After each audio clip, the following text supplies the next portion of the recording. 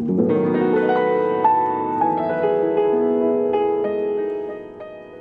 rencontres de la Villa des créateurs en partenariat avec Émergence. Alors bonsoir à tous et bienvenue. Je suis ravi d'accueillir pour cette 9e soirée en émergence César Arada depuis Hong Kong. La soirée est organisée en collaboration avec la Villa des créateurs. La bonne nouvelle, c'est que la Villa des créateurs a réouvert. Elle a même un programme de prévu. Et donc, pour cette soirée, alors, juste pour ceux qui ne connaissent pas Émergence, il y en a peut-être ici, je voulais juste rappeler aussi qu'il s'agit d'un blog. Il s'agit d'un blog que j'alimente tous les jours. Et le blog a pour vocation de montrer, de mettre en lumière des petites pousses qui ont besoin d'amour pour réaliser leur potentiel. C'est la définition du mot émergence. Voilà, le format de la soirée ce soir. Donc, César va simplement nous présenter un certain nombre de sujets qui lui tiennent à cœur, en sachant qu'aujourd'hui, on va peut-être un tout petit peu parler de la situation particulière de Hong Kong, mais ce n'est pas l'enjeu principal. Et ensuite, on aura beaucoup d'interactions, de questions en petits groupes même, puisqu'on va avoir la chance de travailler en petits groupes, je crois. César nous a préparé ça. On se connaît, nous, depuis à peu près 8-9 ans, je crois. Je t'avais rencontré la première fois dans Paris où tu faisais une présentation du projet Protéi, je crois, à l'école, dans une école d'architecture. Et tes parents étaient là, d'ailleurs. Et puis, après, on s'est revus. Et puis, on a eu pas mal d'occasions de se revoir, soit dans certains réseaux ou autres. Et c'est toujours une joie pour moi de t'avoir. Donc, sur ce, voilà, les gens continuent à arriver. Je te laisse la parole. Ils n'auront rien raté d'essentiel. Merci beaucoup. J'ai préparé une présentation à peu près de 20 minutes. Ça va être très dense. Je vais présenter mon parcours et à travers ce parcours, je vais présenter des projets dans un ordre chronologique. Et cet aspect chronologique, en fait, je vais juste faire quelques commentaires sur la fin qui sont des commentaires un peu plus généraux, notamment sur la situation environnementale et politique de ce qui se passe à Hong Kong. Et après, ce que je pensais qu'on pourrait faire, c'est, comme je vais présenter beaucoup de contenu, c'est passer quelques minutes pour parler en petits groupes, réfléchir à des questions qu'on peut explorer ensemble juste après pour un peu rebondir. Mais si vous avez des questions qui vous viennent pendant que je présente, ce que je vous recommande de faire, c'est de l'écrire dans le chat. Comme ça, si vous avez quelque chose auquel vous pensez, ce ne sera pas perdu et ça alimentera les discussions. Alors, je partage mon écran et je préparais des visuels parce que je suis quelqu'un de très visuel. Alors, est-ce que vous voyez mon écran? Oui. Oui. Ok, super. Alors, quelques informations clés sur César. Je suis né en 1983 à Bayonne, grandi à Saint-Malo, Évry et puis dans le 11e. Ma mère est française, elle était dans l'informatique et le marketing. Mon père est japonais, il est sculpteur. Et j'ai un grand frère qui a 5 ans de plus que moi, qui était l'ancien chef des Jeunes Verts, la Souris Verte de Paris, et maintenant qui est un avocat, surtout sur les projets environnementaux, dans un cabinet qui s'appelle Eversheds, c'est un cabinet international. Je suis à Hong Kong depuis 6 ans. Je me suis marié il y a 4 ans. On a un enfant de 3 ans et demi qui s'appelle Aster. Mes spécialités, c'est la robotique maritime. Je suis directeur d'une non-profit et d'une entreprise qui s'appelle Maker Bay, qui est une sorte de Fab Lab, un réseau de Fab Lab, qui est le plus grand réseau dans la région maintenant. Et j'enseigne à l'université à HKU, c'est une université à Hong Kong. Voilà, donc j'enseigne le design et c'est la première fois que l'université ouvre un département de design. Je suis le premier enseignant et donc ma responsabilité, c'est de faire grandir le département. Donc ça, c'est les faits, un CV très raccourci. Voilà, mon père et ma mère. Mon père est japonais, ma mère est française. C'est pour ça que j'ai l'air un peu turc ou iranien. C'est parce que voilà, les gènes sont de là-bas. Et comme Marc m'a demandé de parler d'abord de moi pour m'introduire, et ensuite parler de l'émergence à travers différents travaux que je fais, et ensuite le contexte plus général dans lequel on vit. Et voilà, donc l'idée aussi, c'est de de connecter à vous en tant que personne, connecter des thématiques plus larges. Mon parcours, je viens du domaine de l'art et maintenant je travaille de plus en plus dans l'ingénierie et dans les sciences et j'enseigne le design. Alors, donc, je suis né à Bayonne, grandi à Saint-Malo, puis Évry, et puis grandir surtout à Paris dans le 11e, donc changement de décor assez radical. Je parlais des premiers projets que j'ai fait en tant qu'assistant. En 2008, j'étudiais le design à Royal College à Londres.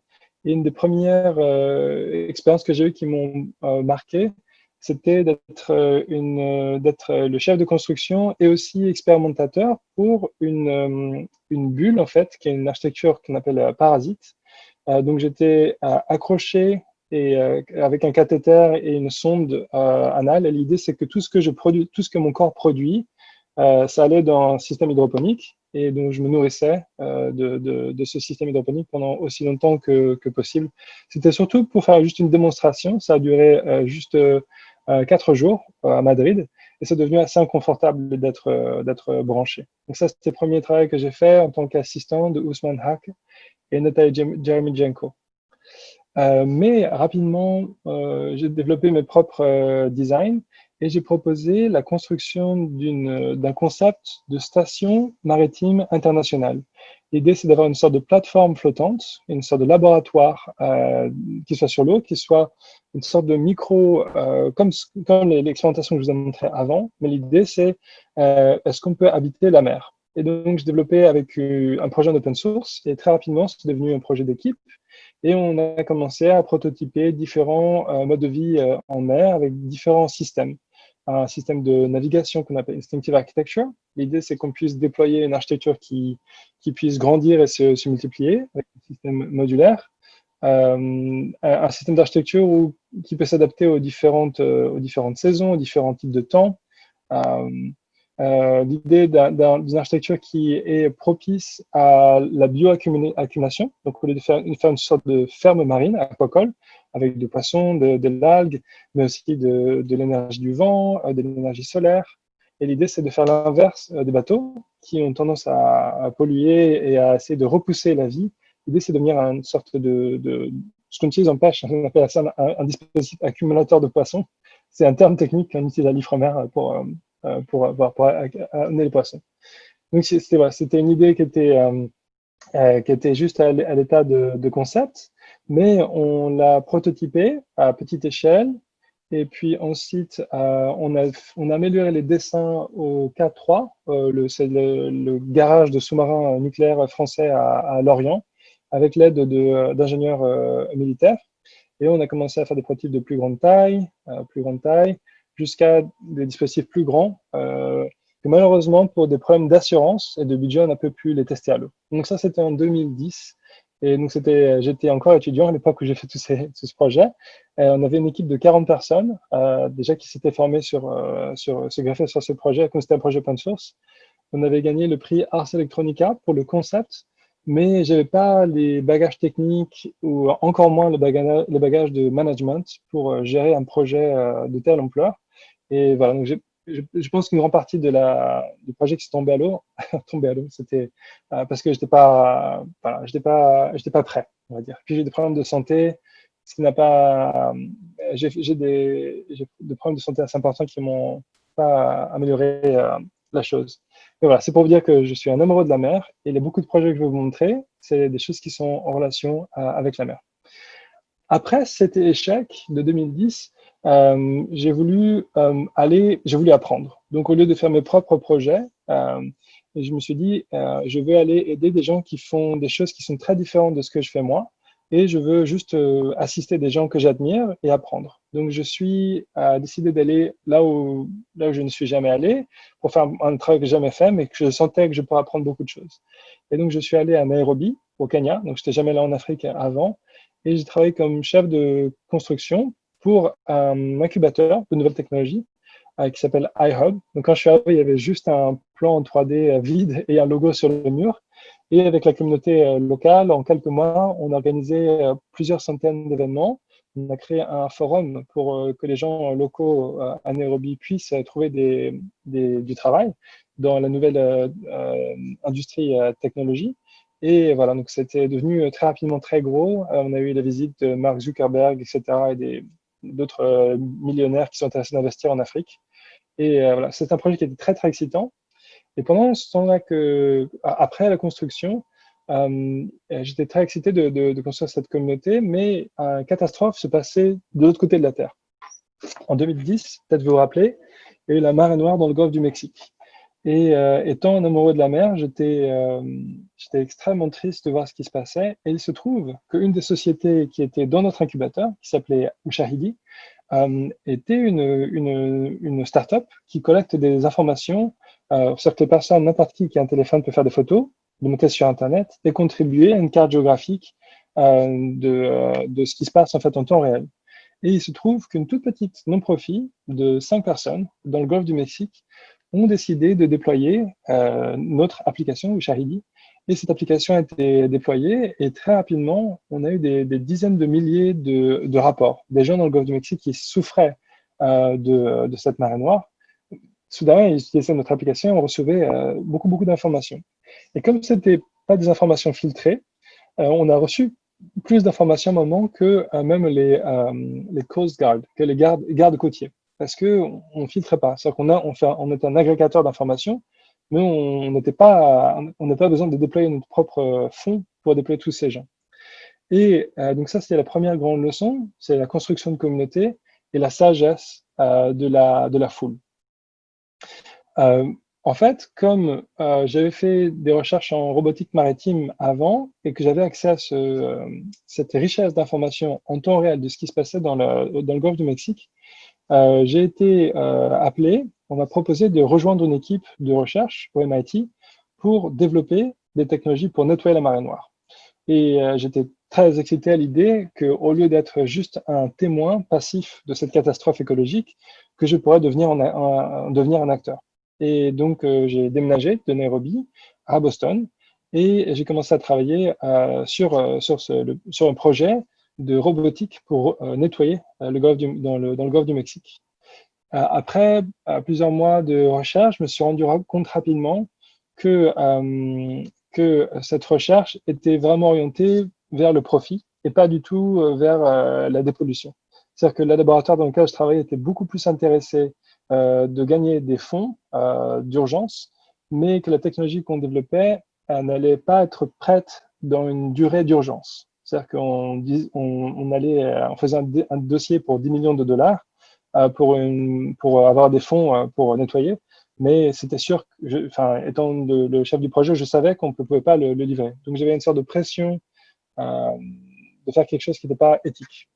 Et donc j'ai décidé de quitter mon job de rêve dans l'université dans laquelle j'avais toujours rêvé de travailler pour des questions d'éthique. Et donc j'ai décidé de déménager dans le golfe du Mexique où j'ai habité pendant 2 ans et demi et à travailler avec les associations locales. Donc, ce que j'ai fait, c'est que c'était interdit pour les activistes d'aller sur les zones polluées parce que le gouvernement américain, en fait, ils ont décidé que, étant donné que c'était BP, British Petroleum, qui étaient les pollueurs, ils devraient aussi être responsables du nettoyage. Et devenant responsables du nettoyage, ils ont décidé de mettre un cordon pour interdire à n'importe qui de s'approcher des zones de nettoyage. Donc, tous les travaux des associatifs, en fait, devaient se faire à distance. Et donc, la seule manière pour nous de travailler et de faire des études et de cartographier là où il y avait de la pollution, finalement, c'était de voler au-dessus des zones polluées, sur lesquelles il n'y avait pas de législation. Donc, j'ai appris à faire voler des drones et à fabriquer des ballons météorologiques pour faire voler des caméras, pour faire des photographies côtières et emmener BP au tribunal et les obliger à payer pour la dépollution des côtes. Donc, pendant 2 ans et des dizaines de milliers de photographies et de cartes pour demander cette justice. Et c'est là où j'ai appris les sciences participatives. Donc l'idée, c'est que pour faire avancer les sciences, il n'y a pas besoin forcément d'être au MIT ou au CNRS. On peut travailler avec les citoyens et les citoyens peuvent s'organiser, prendre les informations eux-mêmes et de temps en temps avoir la justice. Pendant ce temps-là, en parallèle à faire ce travail avec les associatifs, je continue à travailler sur l'idée de robots de dépollution.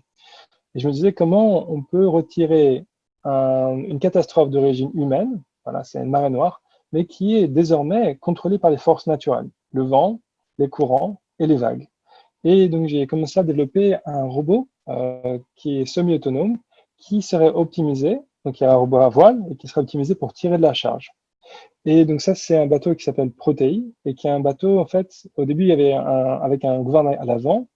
La deuxième version, c'était avec deux gouvernails. Et petit à petit, j'ai continué à publier, et puis avec les feedbacks en open source, avec les feedbacks de la communauté, je suis arrivé à la conclusion qu'on pourrait développer un bateau à coque articulée.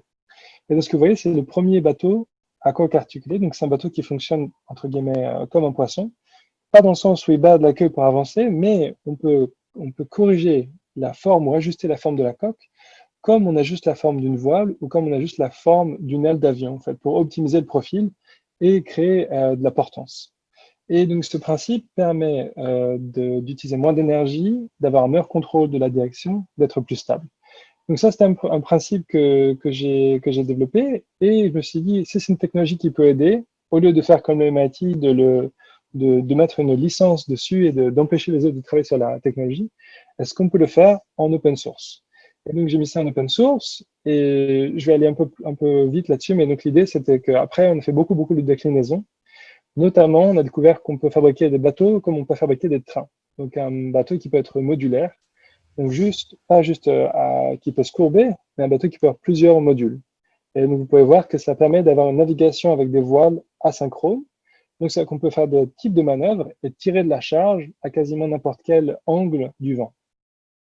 Après, j'ai continué à faire l'hypothèse, est-ce qu'on peut fabriquer ça à plus grande échelle? Et on a fait des vérifications comme ça sur des bateaux terriens, comme un char à voile. Et donc, on a bien vérifié qu'on peut fabriquer des larges véhicules, énergie renouvelable, avec un minimum d'organes de contrôle. Au niveau de computation et contrôle, c'est très simple. Donc, il y a juste les roues avant qu'on contrôle et le reste suit. La tension sur les voiles est élastique, donc c'est un système qui a une forte tolérance. Et on peut donc faire un véhicule qui est manœuvrable, qui utilise très peu d'énergie. Pour vérifier ça, on l'a conçu encore à plus grande échelle. Là, ça fait 6,50 m. C'est plus long qu'une voiture et ça utilise moins d'énergie qu'un téléphone portable pour être contrôlé. Donc l'idée, c'est qu'on peut fabriquer des véhicules larges avec un système de contrôle simple et qui peut tirer de la charge importante. Donc tout ça, c'est open source. Vous pouvez le voir sur le site Scalebots. C'est fait avec la communauté. Vous pouvez voir la documentation sur le site. Ça permet à des gens autour du monde de contribuer à cette technologie. Et ça permet aussi d'utiliser des mécanismes financiers qui ne sont pas les mécanismes habituels. Donc, par exemple, c'est le crowdfunding. Donc ça, c'était un projet qu'on a financé par le Kickstarter. Voilà, donc l'idée, ce que j'ai découvert ici, c'était qu'on peut développer des technologies libres pour l'environnement. Elles peuvent être financièrement viables et ces technologies qui sont aussi qu'on peut mettre à l'échelle. Donc c'était une découverte qui était très excitante. Et donc je me suis dit, OK, comment on peut développer ces technologies à grande échelle? Et comme je sais que comme j'ai pas fait d'études de commerce, je savais qu'il fallait que j'améliore mes capacités de business, j'ai continué à faire des concours et j'ai rejoint un incubateur qui est un incubateur de business sur un bateau qui fait le tour du monde. Donc, normalement, la plupart des incubateurs de business, c'est dans une zone industrielle ou dans un quartier d'affaires. Mais là, il se trouvait que c'était un incubateur de business qui était hébergé par une université qui est flottante. C'est-à-dire que ce bateau, il y a 50 profs d'université dedans et 1000 élèves. Et ce bateau, en fait, il fait un semestre d'université en faisant le tour du monde. Et donc, j'ai fait le tour du monde en bateau. Donc c'est un gros bateau, hein, c'est pas un petit bateau à voile comme le mien, mais ça m'a permis dans chacun des points où vous voyez sur la carte de m'arrêter et de tester mon bateau dans toutes ces zones géographiques, de développer le concept, de développer la communauté en allant autour du monde. Et on avait des mentors, des profs en fait, qui sont vraiment des gens incroyables. Par exemple, on avait Desmond Tutu, qui est le prix Nobel de la paix, qui était un de nos mentors pour toute la partie éthique. On avait le chef des investissements de Google, qui était pour la partie business. On avait le fondateur de la D-School de Stanford, qui était notre mentor. On avait le cofondateur de Google X, celui qui a fait les voitures autonomes. qui étaient nos mentors techniques. C'est vraiment un niveau incroyable de mentorat. Et donc, on a développé nos business comme ça. C'est comme ça que je suis arrivé à Hong Kong. Donc, en 2013, j'arrive à Hong Kong en bateau et je me réveille au milieu de cette ville et je suis allé immédiatement au marché de pièces électroniques à Shenzhen. C'est là où pratiquement 90% de l'électronique mondiale est assemblée. Pas forcément fabriquée, mais en tout cas assemblée, ensuite shippée autour du monde. Et donc, tout ce que j'achetais quand j'habitais à San Francisco ou à Nouvelle-Orléans sur Internet, je pouvais l'acheter directement à l'usine qui avait ses représentants avec un comptoir. Et s'il y avait quelque chose qui n'était pas la bonne taille ou avec des spécifications que je voulais changer, on peut directement s'adresser à l'usine et ils nous font des pièces sur mesure. Et donc, j'ai regardé que ce que je fabriquais en Amérique, ça me coûtait 7 fois plus et ça prenait 4 fois plus de temps. Et donc, j'ai discuté avec mes investisseurs et donc, ils m'ont dit, Banco, il ne faut pas rester en Amérique, il faut aller directement en Chine, à Shenzhen, et tu continues à avoir une entreprise américaine, mais tu opères depuis la Chine. Et aussi parce que si c'est une technologie open source, c'est trop facile à copier, il faut être là où c'est le plus compétitif et le plus rapide d'innover. Donc, je me suis décidé de déménager à Shenzhen. Et en fait, il se trouve que cette zone, Hong Kong, Shenzhen, Zhuhai, Zhongshan et Guangzhou, c'est la plus grande métropolis du monde. C'est-à-dire que dans cette zone, il y a dans une zone qui fait un petit peu plus que la région Île-de-France, il y a plus que de la population française. Il y a plus de 70 millions de personnes dans cette zone, dans le golfe dans le delta de la rivière des Perles. Et là, j'ai appris comment se passe le business à la chinoise, ce qui est très différent de ce que je pensais, ce que j'avais appris en Amérique ou en Europe. Et très rapidement, je me suis aussi senti un peu à l'étroit. C'est-à-dire qu'il n'y avait pas vraiment de culture d'innovation quand je suis arrivé en 2013. Et donc, je n'ai pas trouvé vraiment un endroit pour partager ces sens d'excitation, de créativité. Et donc, j'ai fabriqué mon propre atelier. Donc, je me suis fabriqué ma propre usine à Hong Kong parce que je me suis pas senti très bien en fait à Shenzhen. J'ai eu beaucoup d'arnaques. On m'a beaucoup arnaqué au début de mon séjour, donc je me suis pas du tout plu. Donc j'ai décidé de m'installer à Hong Kong où j'ai trouvé que c'était plus facile de faire du business. Et j'ai recréé mon laboratoire que j'avais à MIT. En fait, tout ce que je pouvais avoir accès à MIT, j'essaie de le recréer en version made in China, donc tout en low cost. Et je me suis fabriqué ma petite usine où j'ai fabriqué mes robots voilà, en open hardware. Donc j'ai commencé à distribuer mes robots. Et rapidement, j'ai commencé à avoir des commandes où j'ai besoin de plus d'espace. Et donc, je me suis dit, bon, j'ai besoin de plus d'espace. J'ai trouvé que le gouvernement pouvait nous donner de l'argent, mais qu'il y avait beaucoup d'obligations et que ce n'était pas flexible et qu'ils n'avaient certainement pas de culture d'innovation, malheureusement.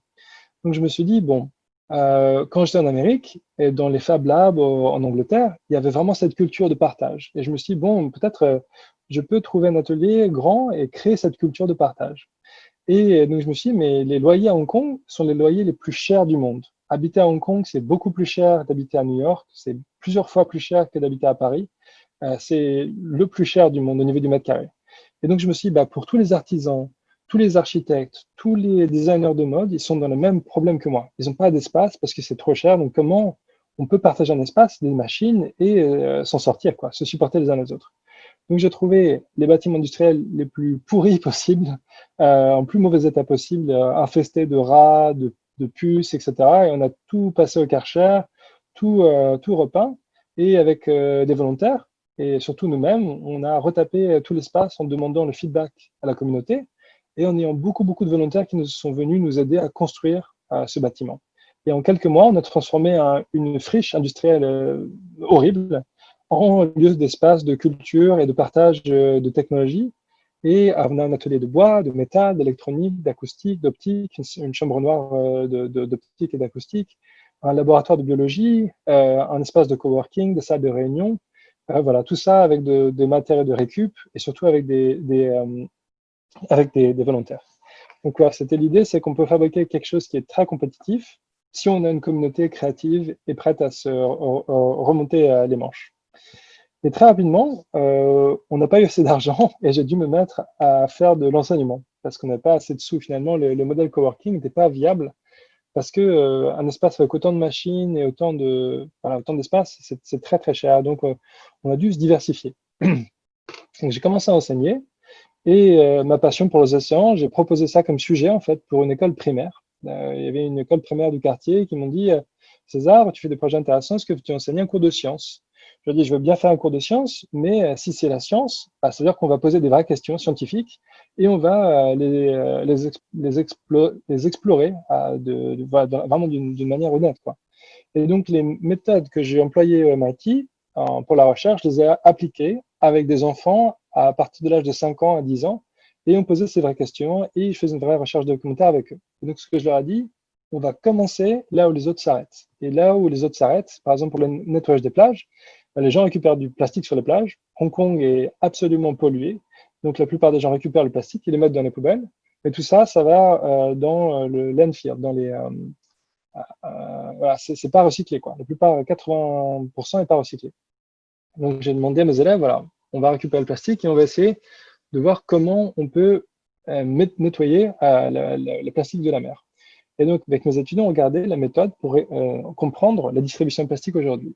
On prend des vidéos, on les met à l'eau, on récupère les petits morceaux de plastique et on regarde ce que c'est sur une carte. On publie des articles scientifiques, ça prend des mois. Et donc, le temps qu'on met à publier, l'information n'est plus à jour. Et donc, c'est pas vraiment si utile que ça. Avec les étudiants, on a transformé une salle de musique, une salle d'art plastique, avec quelques morceaux de bois. On s'est fabriqué un établi. Et petit à petit, on a commencé à coloniser la salle d'art plastique et à la transformer en Fab Lab. Ensuite, on a acheté une petite imprimante 3D, on a acheté des ciseaux à bois, une scie, etc. Et c'est les enfants qui ont dessiné et fabriqué l'établi. Et c'est eux qui sont responsables de la sécurité. Donc, c'est eux, les enfants qui sont en CE2, puis CM1, qui enseignent au CE2 et CP à utiliser les marteaux. Et ils ont décidé que les outils les plus dangereux, ils seraient tout en haut, pour que les petits ne puissent pas attraper, et les outils les moins dangereux en bas. Donc voilà, ils ont vraiment dessiné leur établi. Et ils ont fabriqué un robot qui a une caméra embarquée, une webcam. Donc c'est juste des tuyaux de plomberie, des tuyaux de toilette, avec une webcam et un ordinateur pas cher dessus, qui fait des vidéos.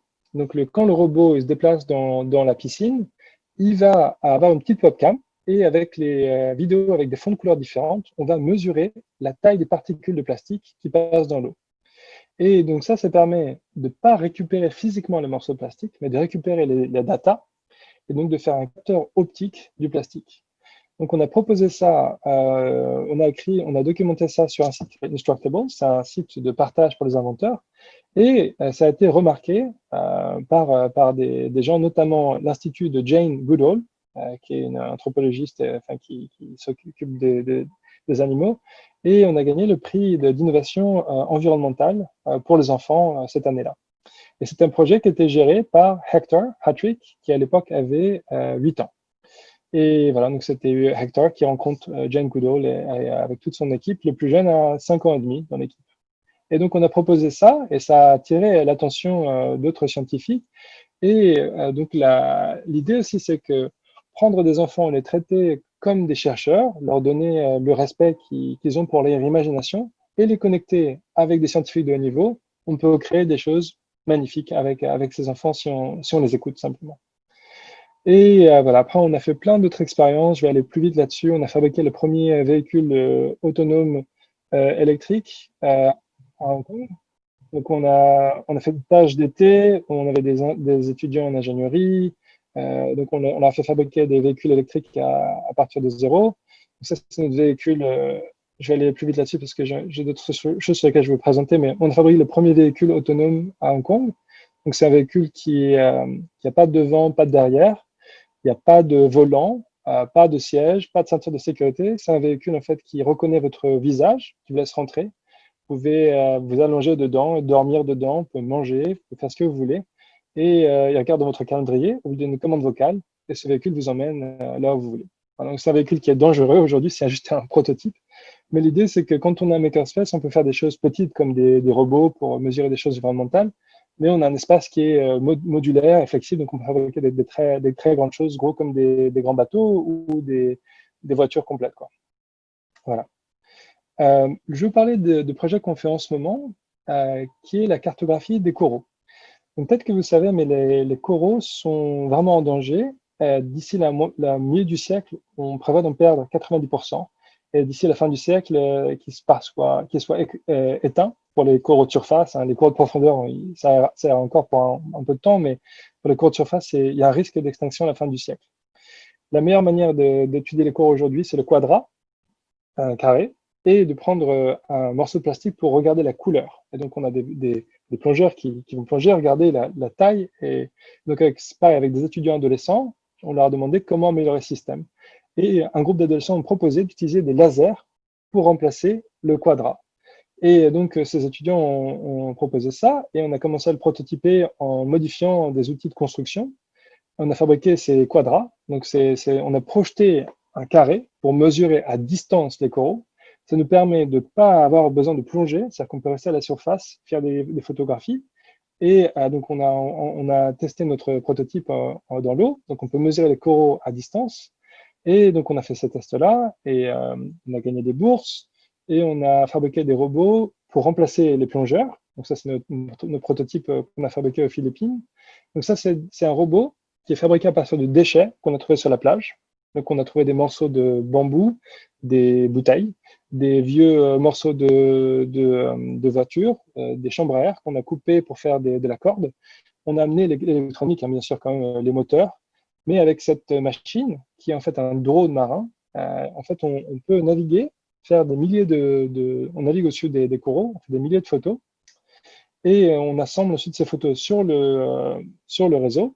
On fait des cartes en très haute résolution en 2D, en 3D. Donc ça, c'était il y a 2 semaines. En ce moment, on est en train d'enseigner à une petite armée de jeunes étudiants à faire de l'intelligence artificielle pour identifier des coraux. Donc, on a une équipe de biologistes marines qui travaillent avec des jeunes et on les forme, les jeunes, à l'intelligence artificielle pour qu'ils nous taguent les images et qu'ils apprennent à programmer pour qu'on puisse reconnaître automatiquement tous ces coraux. Donc ça, c'était il y a 2 semaines à Hong Kong. Et donc l'objectif, ça c'est pas de chez nous, c'est pas notre image, mais le but c'est de pouvoir identifier les coraux à partir d'un flux vidéo ou un flux photo et d'identifier non seulement le type de corail, mais aussi d'en évaluer la santé. Et le problème aujourd'hui, c'est que la vitesse à laquelle on va identifier les coraux, ils seront morts avant qu'on n'ait pu même les cartographier. Donc on espère que notre méthode peut accélérer dramatiquement la cartographie de ces coraux en vitesse, en précision et baisser le coût de manière exponentielle. Donc on essaie d'être 10 fois plus précis, 50 fois plus rapide que les plongeurs et 200 fois moins cher. Parce qu'on n'a pas besoin d'avoir les bateaux de plongeurs, etc. etc. La logistique est beaucoup plus simple. On met un bateau à l'eau, on le télécommande, pouf, il va. Voilà, donc encore une fois, l'imagination plus la connaissance, plus l'amour, c'est magique. Alors, pour terminer, vous avez montré au début de ma présentation qu'il y a 10 ans, je rêvais de fabriquer cette station internationale maritime. C'était mon grand rêve et ça allait rester. Et je suis enchanté parce que je trouve ici à Hong Kong en ce moment des supports gouvernementaux et académiques pour réaliser ce rêve. Et je vais vous montrer une vidéo. Depuis 3 mois, j'ai rejoint un groupe de recherche qui s'appelle ORA, Ocean Research Alliance. Donc c'est tout nouveau, c'est un groupe de recherche avec 50 scientifiques. 25 sont sciences maritimes, donc biologistes marines ou océanographes, etc. Donc c'est les disciplines traditionnelles de la science maritime. Et la moitié sont pas de ce background. Donc ils sont économistes ou ils font des modèles environnementaux ou ils sont ingénieurs en mécanique, en électrique, etc. Donc c'est un groupe interdisciplinaire. Et donc on fabrique des projets interdisciplinaires. Et ça, c'est une vidéo que j'ai faite la semaine dernière. Donc ça, c'est tout récent. Donc avec mes étudiants, on a une petite équipe de 15 étudiants. Et malgré le confinement, on a travaillé à distance. Et en 2 jours, et avec un budget de 1 200 €, nous avons fabriqué cette plateforme flottante. Et l'idée, c'est de fabriquer une sorte de ferme aquacole pour tester des principes de dépollution. Donc cultiver des algues, de la moule, aussi des huîtres, qui sont des espèces qui sont filtrantes. Et l'idée à terme, c'est parce qu'en fait à Hong Kong, donc tout est documenté sur GitHub, vous pouvez aller voir, tout est gratuit et libre d'accès. C'est parce qu'à Hong Kong, il y a 2 ans, il y a eu de terribles marées rouges qui ont empoisonné les poissons. On a eu donc toute l'économie aquacole de Hong Kong quasiment a été tuée il y a 2 ans. Et donc depuis 2 ans, il y a toutes ces fermes. On a des centaines de fermes flottantes à Hong Kong. Donc ça, c'est une vue de Hong Kong. C'est des fermes de aquacoles qui sont sur l'eau. Et depuis 2 ans, ils n'ont plus le droit de cultiver ces espèces. Donc, le gouvernement paye les pêcheurs pour ne plus cultiver ces espèces parce qu'ils ont peur que la pollution empoisonne les gens, en fait. C'est-à-dire qu'ils ne peuvent plus vendre le produit de leur production. Et donc, ce qu'on essaie de faire avec l'université, c'est de réagir rapidement et de retransformer, de reconvertir ces fermes aquacoles en centres de dépollution flottante. Donc, que toutes ces fermes que vous voyez ici soient, les pêcheurs en fait, soient payés pour un temps temporaire en fait, pour dépolluer. Et donc, le rêve de laboratoire flottant est en train de se faire. J'ai trouvé une partie des fonds déjà pour recommencer ces studios l'année prochaine. Et on a un intérêt du gouvernement central de Hong Kong et de l'Institut national des sciences de Beijing pour financer ces projets et les tester à plus grande échelle. Et notre bonne nouvelle, donc notre Maker Bay, l'organisation que je dirige, on vient de déménager récemment. Et donc ça, c'est notre nouveau siège social. C'est encore plus grand, qui a été ouvert aussi avec le zéro argent du gouvernement, mais bon, ils commencent à venir nous visiter. Donc, ils ont pas encore, on a reçu 0 subvention publique pour l'instant, malheureusement, mais ils commencent à s'intéresser à ce qu'on fait après 5 ans.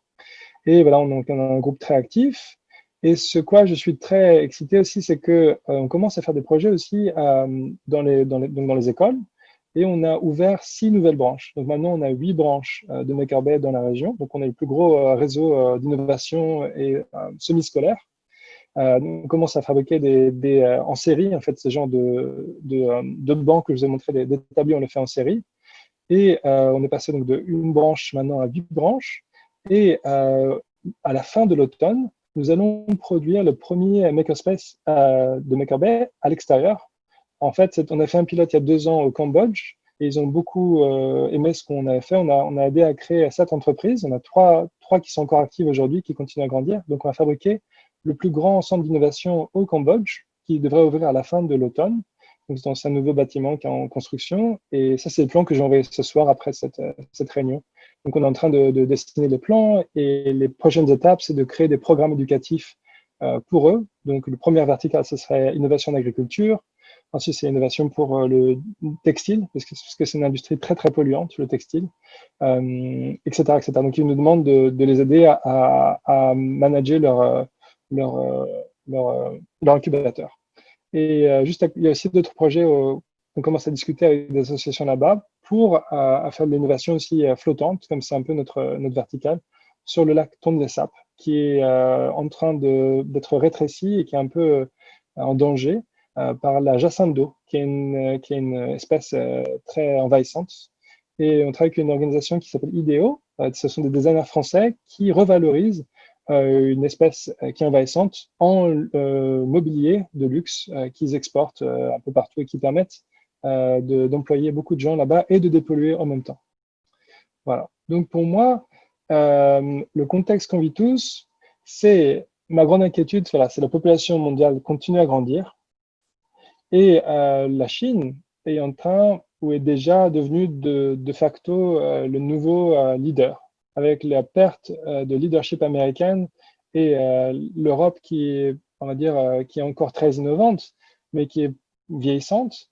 La Chine et bientôt l'Inde sont vraiment des forces émergentes. Et donc, moi, je suis ici, je regarde en tant que franco-japonais, je regarde un peu la situation. Je suis venu ici parce que je sentais que ça bouge beaucoup, mais j'essaie de voir voilà, comment on peut tirer le mieux de l'expérience et de la connaissance européenne et de cet appétit chinois, cette créativité asiatique, cette énergie en Asie. Et aussi, je suis inquiet du déclin démocratique global, parce que je vois que, voilà, même dans la région où je suis, particulièrement Hong Kong, on souffre, on est vraiment sur cette zone de friction. C'est-à-dire qu'aujourd'hui, c'est Hong Kong, demain, ce sera Taïwan, plus tard, ce sera la Corée du Sud, le Japon vont peut-être, j'ai peur que ça devienne des terrains de guerre par proxy. J'ai peur que ma famille au Japon se retrouve dans une zone de friction entre des superpuissances qui ne vont pas engager de guerre directement sur leur terrain. Voilà, j'espère qu'on ne va pas vers une autre grande guerre. Et ce qui m'inquiète encore plus que ces problèmes à court terme, c'est des problèmes à très long terme de perte de biodiversité, de cette crise climatique et surtout la crise de biodiversité, à mon avis, qui est la plus grande crise qui nous menace tous, quoi. La dégradation des sols, la dégradation de la mer, qui est le plus grand réservoir de CO2. Ça, c'est des choses qui m'inquiètent énormément et auxquelles je pense qu'on n'est vraiment pas préparé.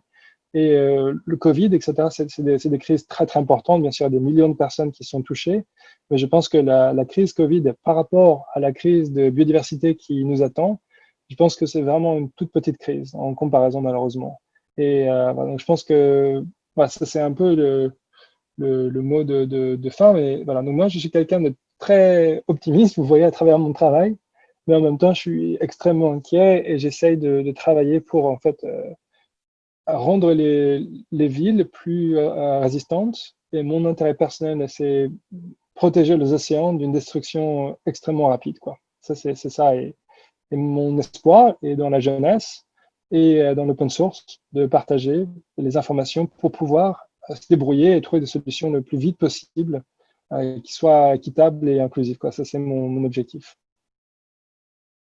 Voilà. Alors, je vous ai donné beaucoup d'informations. Marc, tu es encore en muet. Merci pour effectivement beaucoup d'informations, mais aussi une énergie qui t'anime, qui est assez incroyable. Non seulement l'énergie, mais aussi les idées qui foisonnent. On sent que ça bouillonne en permanence et que derrière, non seulement c'est en toi, mais que tu as réussi à le diffuser autour de toi. Et moi, ce qui m'a beaucoup touché, c'est la question de l'éducation. Et à mon avis, la vraie solution aujourd'hui, elle passe par ça forcément. Elle passe par le fait de mettre en tant qu'acteur tous ces enfants, ces adolescents. Et alors, ça tombe bien parce qu'ici, il y a beaucoup de personnes qui sont impliquées, notamment dans des questions d'éducation, pour aider à créer des écoles pionnières. Donc, ça me touche d'autant plus tout ce que tu nous as raconté, qu'il me semble que moi, la solution, en tout cas, une des solutions est probablement la plus importante, elle est là, elle est dans cet espoir et dans la formation, mais d'un nouveau genre, où on va mettre les enfants acteurs et trouveurs de solutions eux-mêmes et expérimentateurs, en fait. Donc après, il s'agit de rayonner, quoi. Mais bon, je crois que tu nous avais… Alors, peut-être on va prendre des questions ou… Après, il s'agit de rayonner, quoi. Oula, qu'est-ce qui se passe là? Il y a une petite coupure de son, mais je pense que ça va. Donc, je ne sais pas si tu préfères qu'on prenne des questions d'abord ou faire le petit travail. On va prendre des questions peut-être? Ou comment tu vois les choses? Comme j'ai partagé beaucoup d'informations, je pense que ce que je pensais faire, c'était… Le problème, c'est que quand je parle comme ça, ça donne beaucoup d'informations. Peut-être les gens, des fois, ils sont un peu… C'est beaucoup.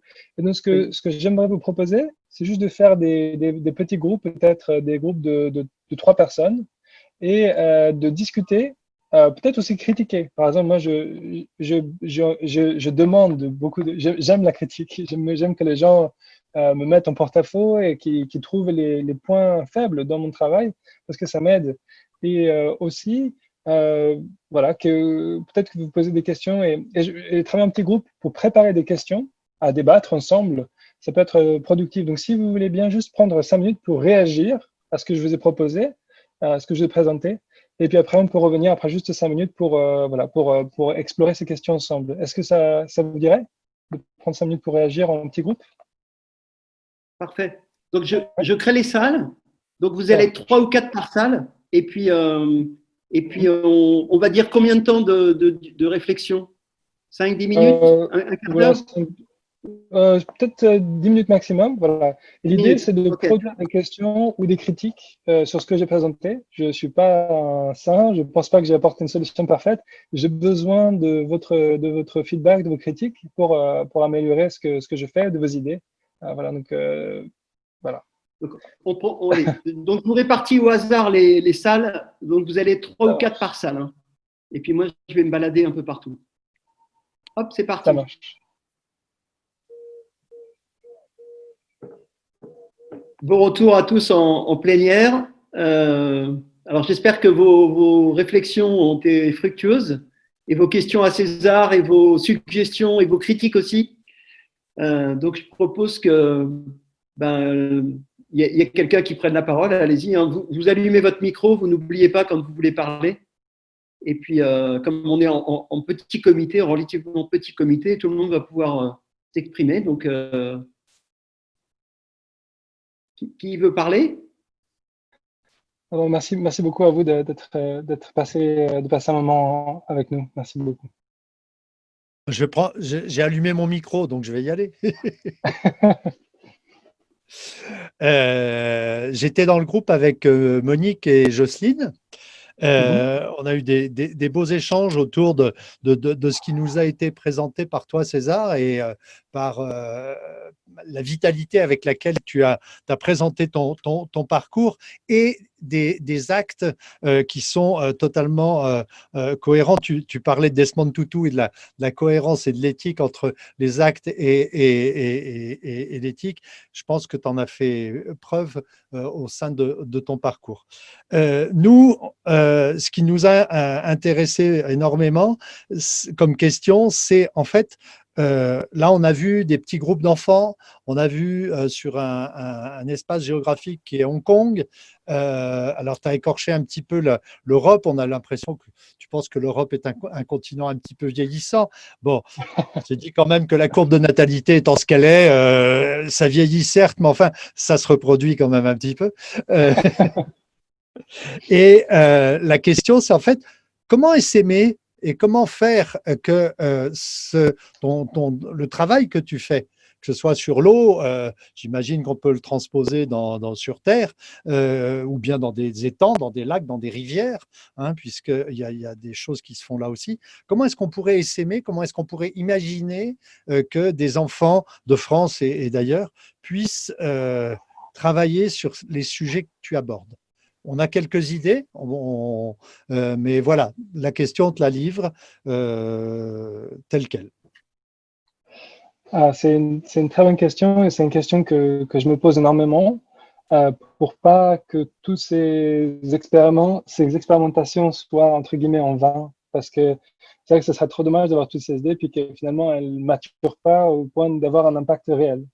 Alors il y a deux, je dirais, il y a deux il y a déjà le premier principe à mon avis de l'open source, c'est développer une technologie et ne pas devenir un goulot d'étranglement. C'est-à-dire comment on peut développer quelque chose qui peut avoir une application non profit et aussi profitable et qu'on peut mettre à l'échelle. La deuxième chose, c'est à mon avis, ces questions écologiques et ces questions innovantes, à mon avis, si on veut qu'elles deviennent vraiment, qu'on les mette à l'échelle, à mon avis, c'est important qu'elles aient aussi un modèle économique. Je pense que culturellement, en académie, par exemple, en universitaire ou chez les inventeurs, dans le milieu de l'open source, il y a une sorte de sacro-sainteté d'un modèle qui soit basé sur le volontariat. Mais je pense que c'est très important qu'on développe de plus en plus de solutions qui sont non seulement bonnes pour l'environnement, mais aussi qui sont économiquement viables. Alors après, comment on crée un modèle qui soit inclusif, donc que tout le monde puisse rentrer, que ce soit volontaire, que ce soit des enfants, que ce soit un modèle éducatif, et qui puisse transitionner de manière pacifique et productive, couplé avec un modèle économique productif. Donc, comment on peut continuer à faire avancer cette recherche quand il y a une partie du groupe, par exemple, qui travaille de manière volontaire, alors qu'une autre partie du groupe va être payée et profiter finalement de ces découvertes. Et c'est cette jonction que j'essaie de trouver la solution. C'est par exemple le robot qui mappe qui fait des cartes des récifs coralliens. C'est ce qu'on essaie de développer. Non seulement de développer une technologie open source comme un programme éducatif, et on essaie en même temps de faire une startup qui va vendre ces robots et faire de la cartographie en faisant du profit. Et je pense que si on arrive à démontrer que ces deux choses-là peuvent fonctionner ensemble et qu'il n'y a pas trop de jalousie et de friction dans le groupe, eh bien, je pense que c'est un modèle qui peut être répliqué à d'autres pratiques, d'autres espaces de recherche, éducation, entrepreneuriat à grande échelle. Et voilà, mais le problème, c'est pas devenir un goulot d'étranglement et faire un système que tout le monde puisse partager et venir à bord, en fait. C'est ça qui est difficile, c'est rester disponible et pas devenir un goulot d'étranglement, quoi. On doit accueillir les gens, leur expliquer le projet à chaque fois pour qu'ils puissent rentrer dedans, mais en même temps de s'occuper des gens qui sont alors, en forefront, quoi, à la recherche. C'est ça qui est difficile, c'est de faire ce pont.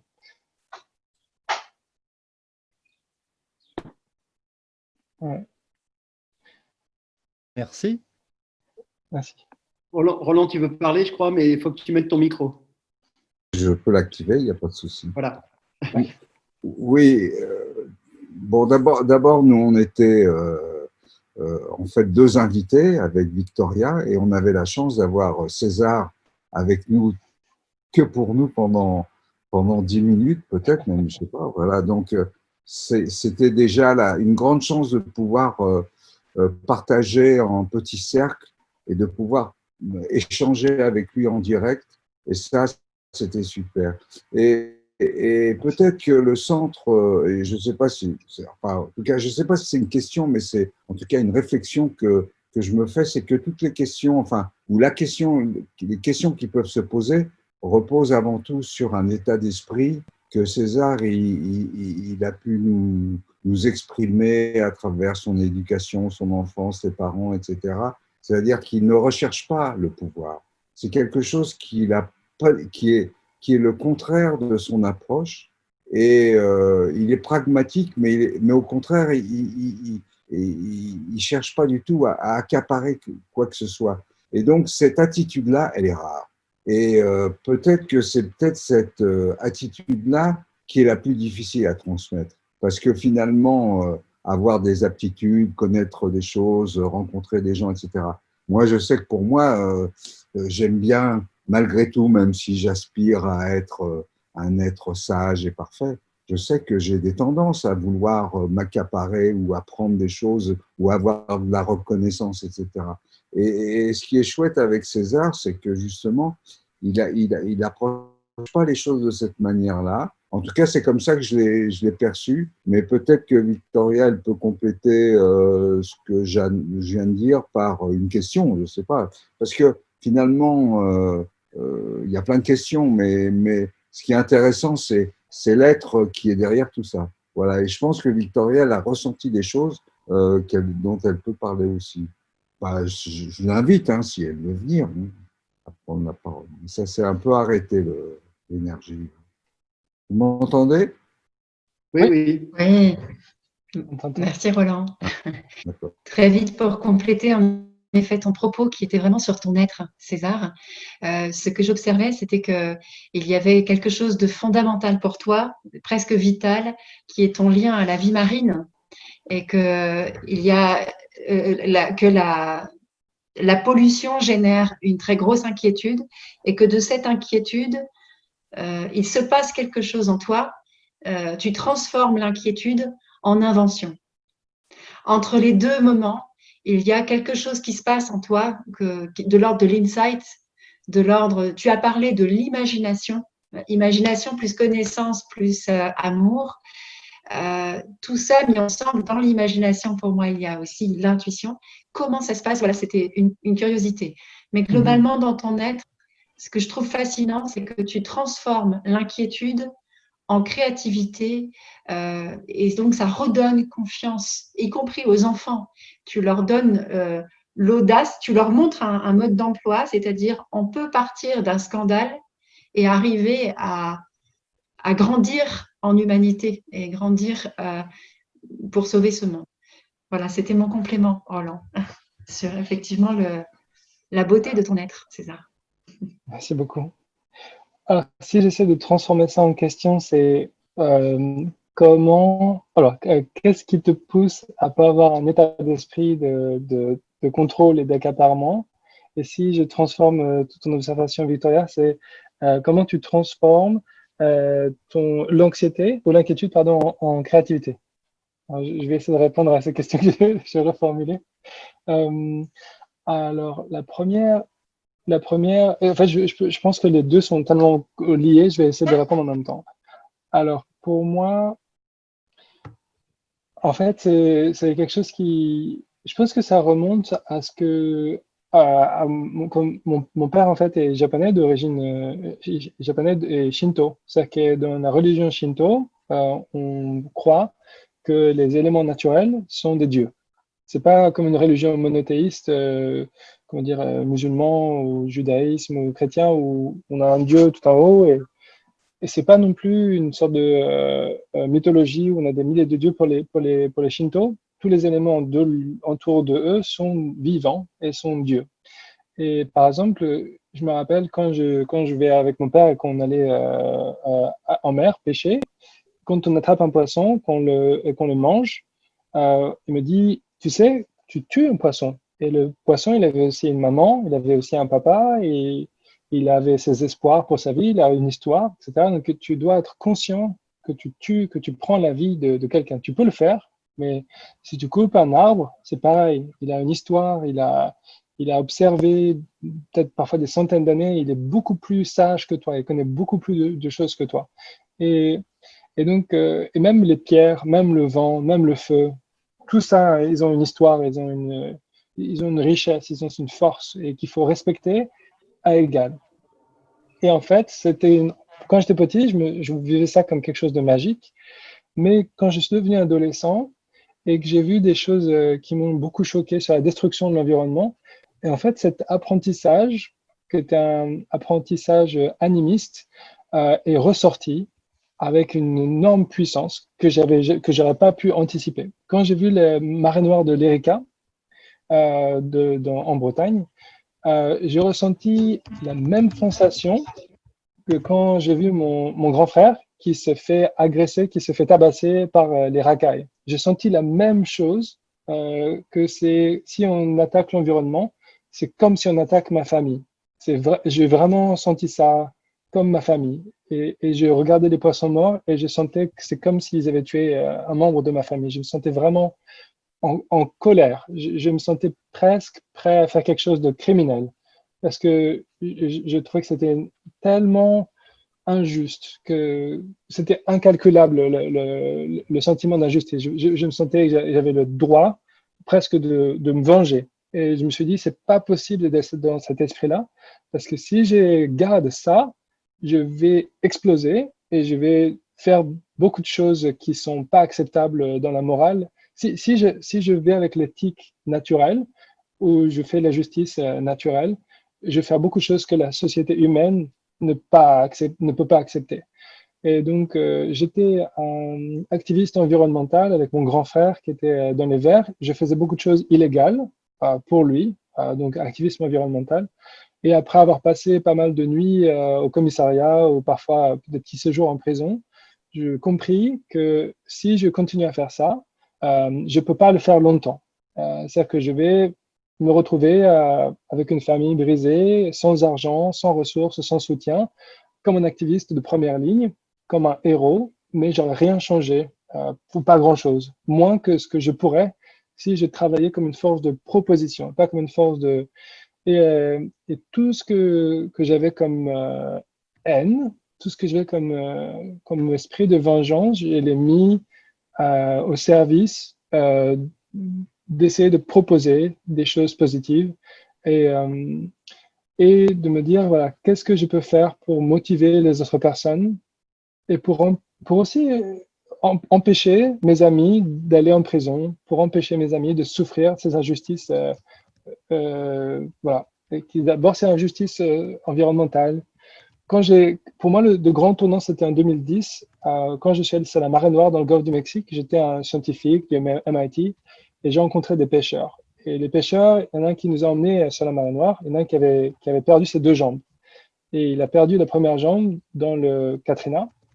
Il a perdu la deuxième jambe en essayant de retravailler jour et nuit. Il a perdu sa jambe dans un treuil. Et il me disait que hier, un de son meilleur ami s'était suicidé parce qu'il avait perdu l'érection 2 mois avant, sa femme était partie, sa famille était brisée. Et il me disait que lui, son dernière chance, son dernier travail qu'il pouvait faire, c'était de travailler sur la marée noire parce qu'il ne pouvait plus pêcher. Et donc, tous ces problèmes environnementaux, ce n'est pas que des problèmes environnementaux, ça détruit les tissus sociaux, ça détruit tout. Et donc, pour moi, c'est très important de me plonger dans cette injustice, ça me redonne l'énergie de retravailler avec les enfants, de travailler avec. Donc pour moi, c'est comme ça que je transforme cette énergie de haine, de vengeance en esprit d'espoir et de partage. Je dois le transformer, sinon c'est pas tenable. Je peux pas fonctionner. Merci. Moi, j'ai beaucoup de questions, mais je préfère qu'il y ait d'autres personnes qui s'expriment parce que sinon, j'ai des questions, des suggestions. Ah, Michel, vas-y. Merci César pour cette belle présentation. La première chose qu'on s'est dit, on était avec Valérie Lavandier et avec Mallory et Marie-Pierre. La première chose qu'on s'est dit, c'est waouh, waouh. C'est un truc de dingue, ce type-là. Ça n'était que du waouh. Ça, c'était la première réaction. Puis après, c'est pas de la critique que je vais dire, mais plutôt des questionnements que j'ai formulés un tout petit peu tout à l'heure en message à part à Marc en disant est-ce que tu crois qu'il dort parfois? C'est-à-dire avec cette idée que tu fais énormément de choses, que la créativité est partout, et que pour le coup, on s'est posé deux choses. En fait, c'est comment tu faisais pour t'entourer et comment tu faisais pour ne pas t'épuiser avec ça et ne pas épuiser, et là je rajoute parce qu'on ne l'a pas dit, mais et ne pas épuiser les autres avec. Parce que et puis, troisième question qui vient dans la foulée, c'est qu'est-ce que nous, mortels humains simples, et déjà plutôt, ici dans les gens que je connais en tout cas, pour la plupart, des gens déjà plutôt en mouvement, quel pas supplémentaire on pouvait faire, quoi. Voilà, merci. Merci beaucoup. Ça m'est arrivé déjà plusieurs fois d'arriver à la phase d'épuisement. Et en ce faisant, la première version que je vous ai montrée de la plateforme flottante de la Station internationale océanique, c'était une énorme débâcle, quoi. On était 40, j'avais 23 ans, j'étais pas encore diplômé et je m'étais lancé dans le truc sans filet. Et donc, ça s'est vraiment cassé la gueule, quoi, vraiment bien, quoi, vraiment bien. Et donc, j'ai appris pas mal de ça. Puis, j'ai eu une parenthèse aussi où j'ai eu un investisseur pourri qui m'a mis vraiment dans les mauvais draps en 2011. J'ai pas parlé de ça, mais j'ai passé 6 mois SDF aussi, pareil, quoi. Je me suis vraiment, vraiment bien rétamé. Donc, j'ai eu 2 fois vraiment à l'âge adulte où j'ai vraiment raté et où j'ai mis pas mal de gens avec qui je travaillais dans l'embarras temporaire, mais quand même, j'étais pas fier, quoi. Et donc maintenant, jusqu'à récemment, je ne prenais que des projets dont je savais que même s'il n'y avait pas l'équipe autour de moi, je serais capable de le faire tout seul ou avec un minimum de support de mon équipe. Et c'est seulement récemment où on est devenu économiquement viable et on a pu faire monter les salaires des gens dans l'équipe, à rattraper les salaires du marché. Donc maintenant, on a rattrapé le marché. J'espère qu'on pourra payer les gens dans notre équipe maintenant plus que le marché. Et maintenant, j'ai ressenti une sorte de soulagement. OK, maintenant, je peux payer les gens un salaire qu'ils méritent. C'est-à-dire que par rapport au niveau d'éducation, par rapport au travail, au volume de travail qu'ils font, je peux les payer ce que le marché du travail peut leur offrir. Et donc, j'ai ressenti un grand soulagement de pouvoir maintenant sentir que je peux déléguer. Et donc maintenant, on prend plus de projets qui sont plus dépendants de ma capacité, mais maintenant qui se reposent sur les capacités des gens sur qui, dans l'équipe, je sais qu'on peut compter, quoi, qui sont solides. Et ça, c'est un énorme soulagement. Et aussi, je commence à vieillir, comme tout le monde, et je sens que physiquement aussi que j'ai plus les mêmes capacités que quand j'étais étudiant à 19 ans, nuit blanche sur nuit blanche. Et c'est très récent, mais voilà, depuis 2-3 mois, j'ai décidé de prioriser mon sommeil et ma vie de couple et notre enfant, parce que je sentais que l'éducation de notre enfant, elle commençait tout simplement parce que je n'étais pas assez présent, qu'il ne parle pas très bien français. Maintenant, il peut lire très bien le chinois. Il ne parle pas très bien français. Je sentais que je n'étais pas assez présent comme père. je sentais que je n'étais pas présent comme mari et je sentais que je n'étais pas assez présent à moi-même.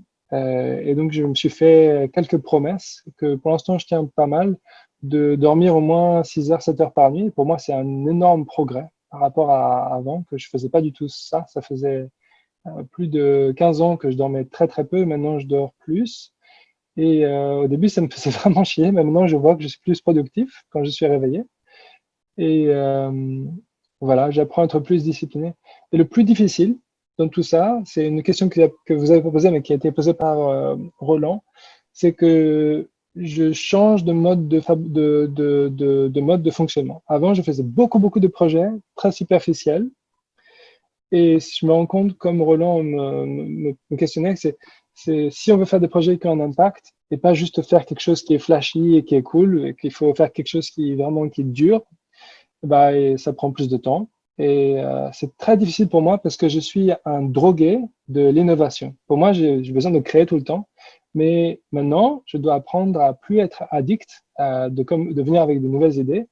Et je dois canaliser mon inventivité pour résoudre des problèmes sur des verticales moins nombreuses. Et pour moi, c'est très douloureux parce que c'est pas du tout ma nature. Mais je suis obligé de faire ça maintenant et voilà. Bon, je peux. Vas-y, Patrice, vas-y, Patrice. Ouais. Eh bien, je peux dire que, Marc, à propos de mon émission de pêcheur de perles, je crois que cette fois-ci, tu m'as donné un exemple de perles assez exceptionnelles et assez hors normes. Et vraiment, César, j'ai été très impressionné par ta vitalité, par ta force, par la puissance de ce que tu as dit. Et je suis encore plus dans le commentaire que tu viens de faire, dans la réponse que tu viens de faire. Parce que je trouve que tu fais preuve d'une authenticité, et tu me sembles en ligne, c'est-à-dire qu'il n'y a pas ta tête qui part d'un côté, ton ventre qui part d'un autre, tu es une personne alignée. Et ça, je trouve que c'est très admirable et que c'est pour ça que tu arrives à produire avec autant d'apparente sérénité. Parce que tu sembles pas un mec hyper stressé, sur les nerfs, etc. Tu es souriant, cool, le visage assez rond, pas émacié par le stress et par le… Bon, bravo. Et ma question, celle que j'ai exprimée tout à l'heure dans le petit groupe où nous étions, c'était, moi, ma question, c'est qu'un bonhomme comme toi, je suis sûr que tous les chefs d'entreprise te feront la danse du ventre pour te prendre dans leur équipe. J'imagine que, et je me dis comment fait-il pour résister au chant des sirènes du pouvoir, c'est la question qu'a posée Roland tout à l'heure, au chant des sirènes du fric, au chant des sirènes d'une certaine reconnaissance sociale, d'une certaine starification, etc., à laquelle tu pourrais tout à fait prétendre. Et je pense que tu as donné quelques éléments, mais est-ce que tu peux en dire plus? Merci beaucoup. Je pense que peut-être que je me suis décrit de manière trop positive, mais je suis certainement pas un saint. Dans le nouveau travail que je fais avec l'université, par exemple, aujourd'hui, je peux vous dire, j'ai fait des interviews pour des étudiants, parce que je dois sélectionner des étudiants qui vont venir l'année prochaine. Et le département, dont je suis un employé à l'université, je suis pas le directeur de l'université, donc voilà, il faut que souvent, il faut que je la ferme et que je suive les ordres, hein, tout simplement. Et il y a des choses sur lesquelles je suis pas d'accord. Par exemple, aujourd'hui, on m'a demandé de sélectionner les étudiants, et moi, mon idée, c'est que je veux choisir les étudiants qui démontrent un potentiel. C'est-à-dire que pour moi, dans mes valeurs, je ne veux pas prendre des étudiants qui ont les meilleures notes ou voilà, qui ont les bons parents, qui ont fait les bonnes recommandations, qui sont dans les bonnes écoles privées, etc. Et ça, c'est la politique de l'université, malheureusement. Et c'est un mécanisme, voilà. Par exemple, moi, je donne une note, mais ça va être une moyenne entre moi et les autres évaluateurs qui vont décider. Voilà, donc, par exemple, dans l'université, je fais partie d'un mécanisme dans lequel je suis pas forcément d'accord. Et j'essaye d'influencer petit à petit, mais voilà, je suis à l'intérieur du mécanisme, quoi. Après, ouais, il y a certaines choses sur lesquelles je vais pas tolérer. Et voilà, je me dis, bon, bah, tant pis si je me fais virer, parce que voilà. Mais d'un côté, ça stresse pas mal ma femme, parce que je supporte ma famille avec le salaire de prof.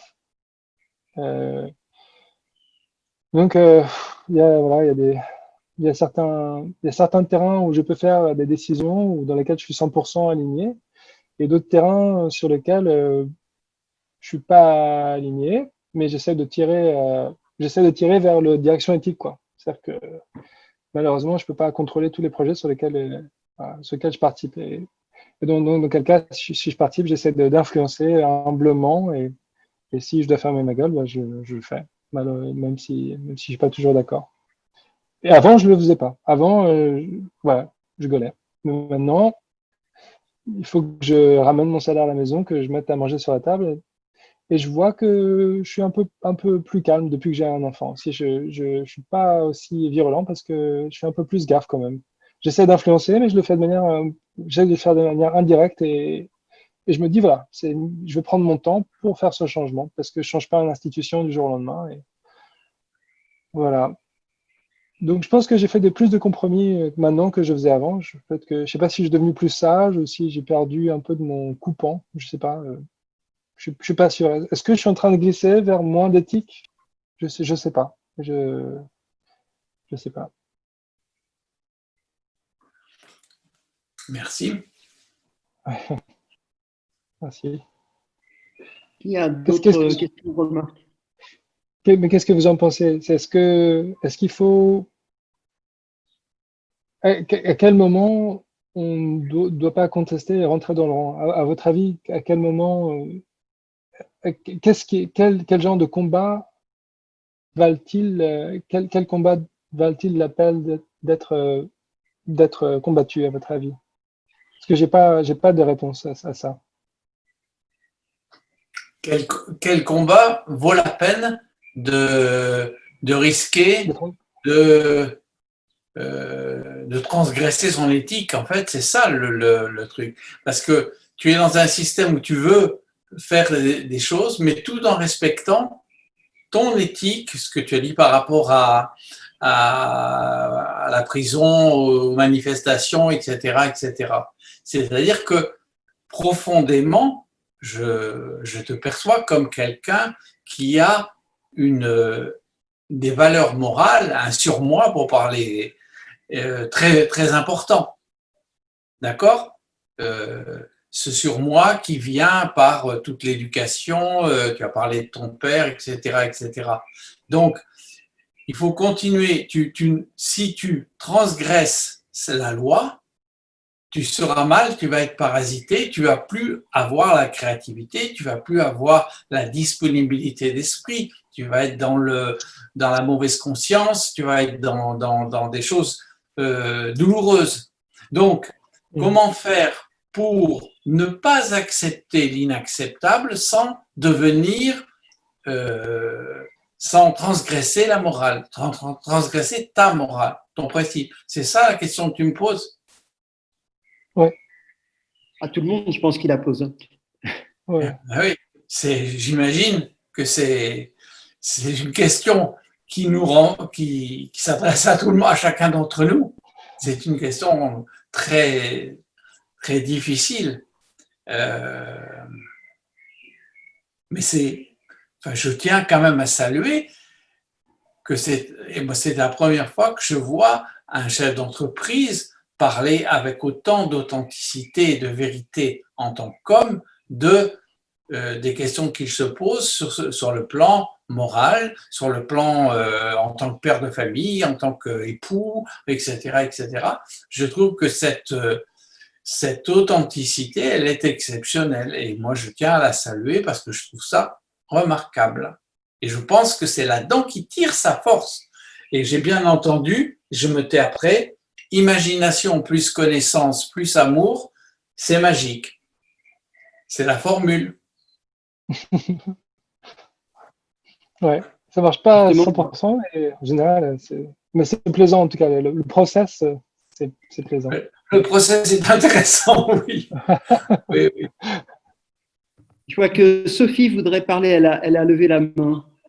Sophie en bas, Karadec. Sophie. Ouais, Marc. Bonsoir à tous. Merci César pour ce magnifique témoignage. J'ai pas pu tout prendre malheureusement parce que j'étais un peu en retard. Donc je me ferai un plaisir de prendre le replay. Moi j'avais une question et tu y as répondu en partie à travers les questions. J'avais une question sur le passage à l'échelle. Parce que tu es vraiment un innovateur, on le voit dans ta démarche, tu l'as redit que c'était presque douloureux pour toi de résister à cet appel de l'innovation et l'innovation qui est multiple. Et vu les sujets que tu adresses, effectivement, il y a beaucoup de choses, il y a beaucoup de champs d'innovation. Comment aujourd'hui tu choisis tes sujets et tu choisis que réellement là il y aura un impact, et comment tu poses le cadre du passage à l'échelle dans le choix des sujets? Merci beaucoup pour cette question. En fait, l'organisation sur laquelle je passe le plus de temps aujourd'hui, c'est Makerbay. Makerbay, c'est l'espace en fait le Makerspace, le Fab Lab. Et je voulais pas créer cet espace. Je voulais avoir un espace dans lequel je pourrais travailler. Et je me suis retrouvé à devoir gérer le truc, et la communauté. Et puis finalement, on n'avait pas assez d'argent. J'ai commencé à développer plein d'activités pour soutenir cette communauté. Et puis finalement, les activités qu'on a fait éducatives avec les enfants, le travail d'innovation, il a commencé à être assez profitable. Et puis finalement, on a dû embaucher des gens. Et puis le truc a grossi. Et puis là, on se retrouve maintenant à faire des projets à l'international, etc. Et c'était pas du tout mon objectif en fait. Je voulais faire de la robotique maritime. Je suis parti de San Francisco à Hong Kong pour fabriquer des robots. Et maintenant, je passe 80% de mon temps à faire des projets éducatifs. Et la raison pour laquelle je le fais, c'était accidentel, je voulais pas le faire, mais maintenant que je vois l'impact que ça a sur les jeunes, et je vois les entreprises qui commencent à se créer, de jeunes qu'on a formés, qui créent leur boîte et qui montent leur famille, qui trouvent des bons boulots dans des bonnes boîtes, etc. Ou qui ont juste changé leurs habitudes de tous les jours ou qui ont changé de discours politique ou qui ont simplement changé ce qu'ils mangent. Enfin, des petites choses, quoi. Et là, je me dis, ah ouais, quand même, ça vaut la peine. Et puis donc ça, je pense que c'est comme ça que j'ai pas choisi en fait. C'est un peu, ça arrive de manière accidentelle. Et maintenant, j'ai dans mes mains ce genre de moteur d'innovation qui est qui a beaucoup plus de valeur. Des fois, j'ai l'impression que ce que je pourrais créer moi. Et alors, j'ai un dilemme. Je me dis, bon, alors, comment je voulais avoir un impact avec mes super inventions, que je pense que c'est des inventions géniales, etc. Puis je me trouve avec des jeunes qui sont beaucoup plus géniaux que moi, qui sont beaucoup plus créatifs que moi, et qui ont 70 ans devant eux d'activités productives. Si je peux avoir une influence, au lieu de travailler tout seul et de faire mon invention que je pense est géniale, si je peux en aider 10 comme eux, qui sont beaucoup plus géniaux que moi, et que je peux les aider maintenant, ben, j'ai 10 fois plus d'impact. Et si je peux en aider à 100, et si je peux en aider 1000, bah, finalement, mon invention que je pensais qu'elle est géniale, c'est un détail, quoi. Et je me dis, combien de personnes sont dans ma position de pouvoir aider d'autres personnes à avoir accès à toutes ces informations, avoir accès à cet outil, à cette communauté, à cet état d'esprit. Et donc, finalement, je me suis retrouvé accidentellement à aider les autres et à penser que aider les autres sera plus d'impact que faire moi-même. Pour l'entreprise, on a une méthode très simple. On a un tableau avec un X qui est impact et un Y qui est profit. Et quand on a un nouveau projet qui arrive, on le met sur un post-it et on dessine un petit dessin sur le projet. On le met sur notre grille, profit et impact et profit, et on regarde ce qui est en haut à droite. Qu'est-ce qui peut avoir beaucoup d'impact dans notre communauté? et nous faire gagner de l'argent. Et donc, des fois, on prend des projets qui n'ont pas beaucoup d'impact, mais ils ont beaucoup de profit. Et puis, ça nous aide à faire des projets qui ont beaucoup d'impact, mais pas de profit. Et voilà. Puis après, il y a des réalités aussi de l'équipe. Beaucoup de ce qu'on fait dans l'équipe, c'est comme un partenariat, en fait. Je suis pas vraiment un dirigeant où je décide. C'est plutôt quelles sont les énergies dans la boîte et qu'est-ce que les gens dans la boîte ont envie de faire. Et je travaille beaucoup avec les énergies des gens qui sont dans l'entreprise. Et je leur demande, on se demande régulièrement, voilà, qu'est-ce qui te chagrine, qu'est-ce qui t'embête, qu'est-ce qui te révolte, et est-ce que tu as des opportunités, est-ce qu'il y a des gens qui nous proposent des projets. Donc on est très flexible, on a des grandes directives, voilà, des bibles entre guillemets comme ce bouquin. Donc on a des projets sur le long terme où on réfléchit, voilà, il y a des problèmes de long terme, perte de biodiversité, donc on a des projets sur le long terme qu'on essaie de continuer à poursuivre sur le long terme. Et sinon, on est très agile et on s'adapte à l'actualité, on s'adapte aux demandes de nos clients. Mais c'est ça en général notre référence. X, Y, impact et profitabilité. Ouais.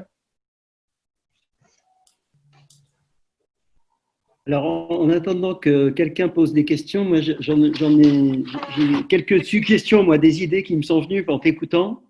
La première, c'est alors autour des questions d'éducation, d'école et d'enfants, c'est d'imaginer une sorte de concours autour de réaliser des prototypes, des idées, des robots, ça peu importe en fait, entre écoles. Donc là, à mon avis, c'est quelque chose qui pourrait même s'envisager à un niveau international.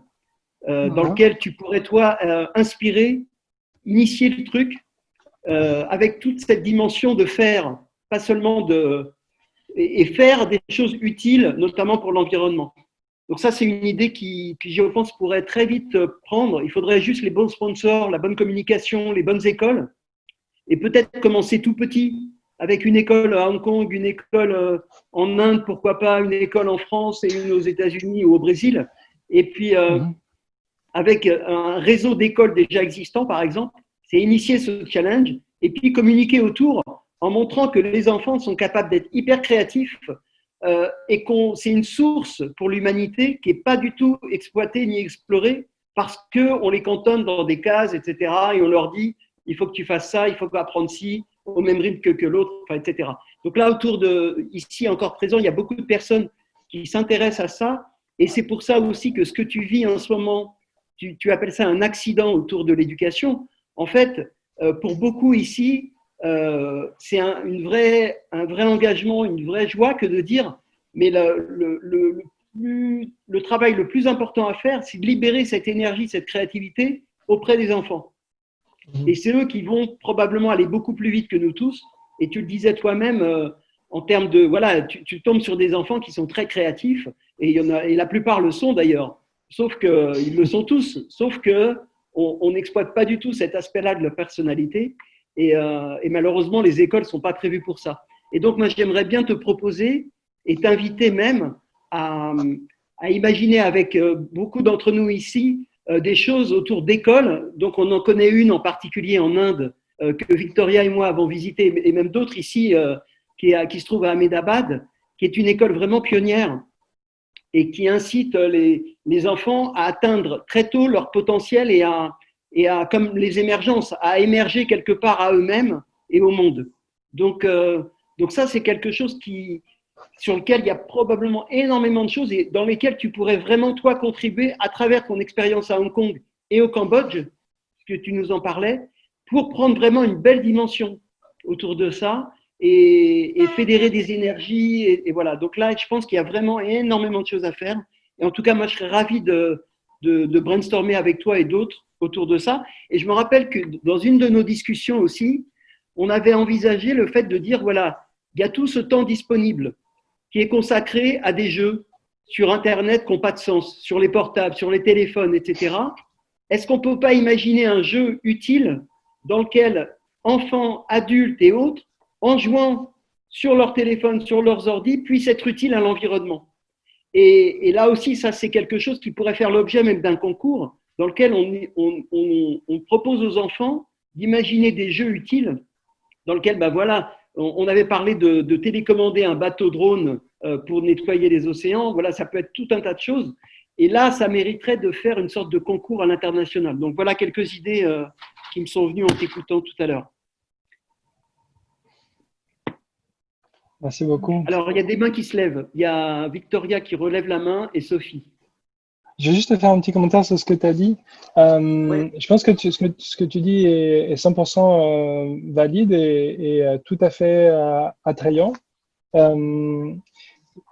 J'ai fait des petites expériences, je pense, qui vont m'amener vers ça. L'année prochaine, dans le cadre de l'université, j'ai désigné un programme de Sustainable Leadership. Et l'année dernière, c'était que les profs qui parlaient aux étudiants et leur disaient c'est ça, c'est ça leadership, et on ne demande pas leur avis, quoi.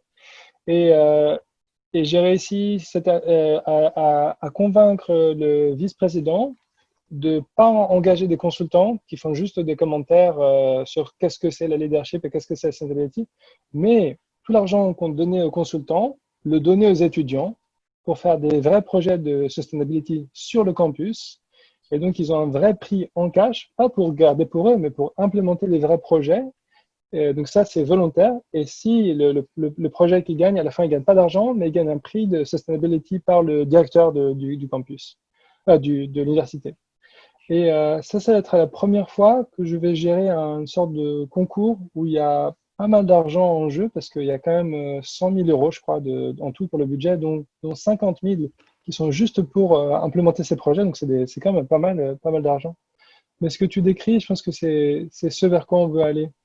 Je pense que ce que j'aimerais faire, en fait, c'est au lieu de faire comme les autres incubateurs où ils prennent 50 entreprises et ils mettent de l'argent dessus et puis ils leur disent démerdez-vous. Ce que j'espère qu'on peut faire, c'est prendre moins d'entreprises, prendre des jeunes, les accompagner.